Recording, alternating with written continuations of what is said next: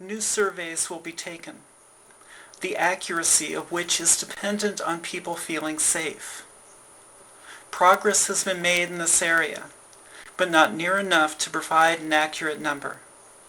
What new surveys will show us, however, is an indication of how much fear has been reduced since the last survey, and how much more work in reducing fear still needs to be done.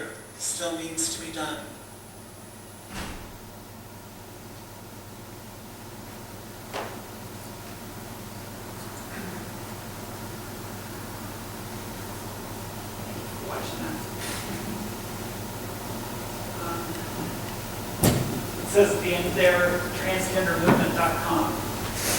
I started that website on August 20th. The purpose of the website is to educate. And it's been an invaluable tool for me. I'm able to point people to that website for information. It contains the videos, it contains what we need to do in legislation, writing legislation properly. There's a section on education itself, medication, declaration.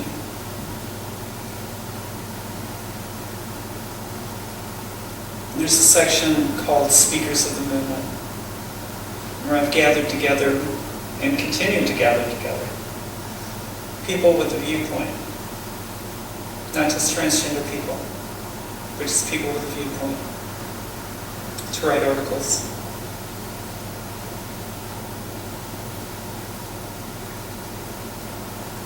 We can get these things done. It's really not as difficult as we think it is, but education is the key. And what I find that is really the basis of what we need to learn and understand is that gender and sex are two different things. Historically, the word gender has always been synonymous with sex.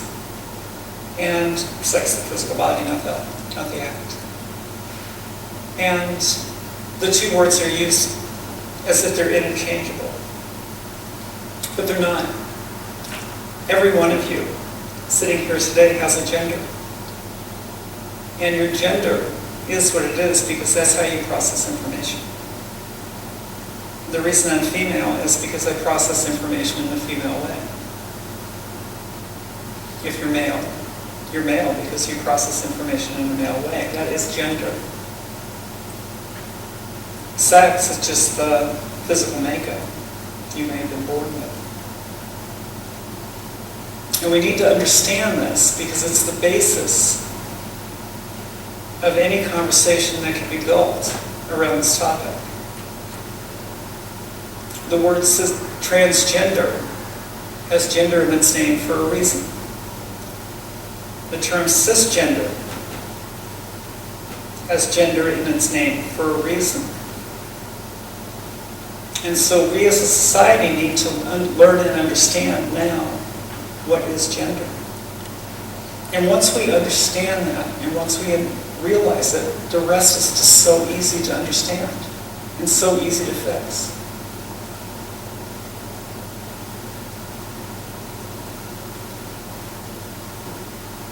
We're looking now, and this is more and more in the news. Schools struggling with policy. We have more and more kids coming out, usually around junior high school. But we have to bear in mind that a person is born transgender. So we have to understand that we have children in elementary school who are transgender as well.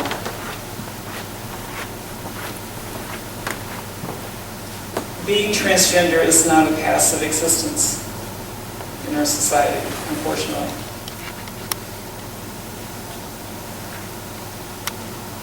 Being in the closet is painful.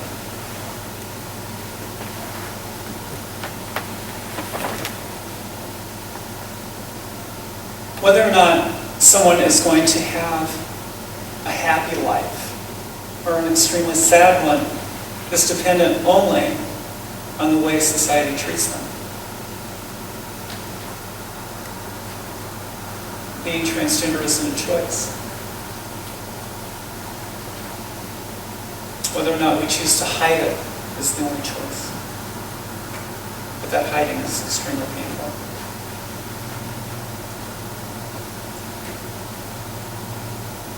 I knew at 3 years old I was transgender. I didn't know the word, of course. But I knew I was a girl. I knew that at 5 years old, when I started school, the way I was being treated was inconsistent with my gender. At 5 years old, I started getting extremely confused. I didn't know why I was being treated the way I was.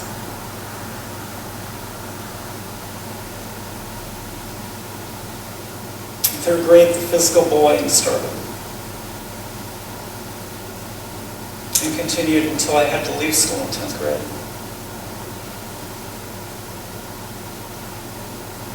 We have kids now that are suffering. 40 years has gone by, but not much has changed.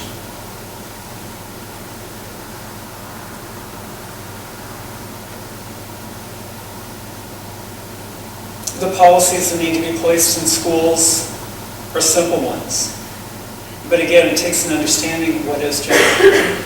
It takes a willingness to educate ourselves, to learn, and then in turn educate others. But it can't be a slow process.